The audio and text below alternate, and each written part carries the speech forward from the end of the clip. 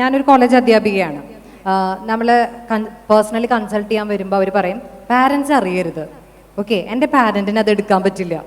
അപ്പോൾ ഒരു കുട്ടിയുണ്ട് ഈ അടുത്ത് കഴിഞ്ഞ കോളേജ് അടയ്ക്കുന്നതിന് തൊട്ട് മുൻപ് അവൾ വളരെ ഡിപ്രഷനിലാണ്. പക്ഷേ അവൾ അതിനുള്ള ട്രീറ്റ്മെൻറ്റ് എടുക്കുന്നത്, അതിനുള്ള നോളജ് കുട്ടിക്കുണ്ട്.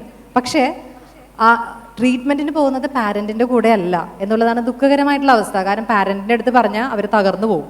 അതുകൊണ്ട് വീട്ടിലുള്ള വേറൊരു റിലേറ്റീവ് ഇതുമായി മനസ്സിലാക്കാൻ പറ്റുമെന്ന് കുട്ടി ധരിക്കുന്ന ഒരു വ്യക്തിയുടെ കൂടെയാണ് സൈക്യാട്രിക് കൺസൾട്ടേഷന് പോകുന്നത്. കുട്ടിക്ക് ആ വിവരമുണ്ട്, പക്ഷെ പാരൻസിന് അത് മനസ്സിലാക്കാൻ പറ്റില്ല എന്ന് കരുതുന്നത്. രണ്ട് വശങ്ങളുണ്ട്. ഒരു വശം എന്ന് പറഞ്ഞാൽ ചിലപ്പോൾ പാരൻസ് ടോട്ടലി ഡിനൈ ചെയ്യുന്ന സാഹചര്യങ്ങളുണ്ട്, അതങ്ങനെയല്ല എന്ന് പറഞ്ഞു.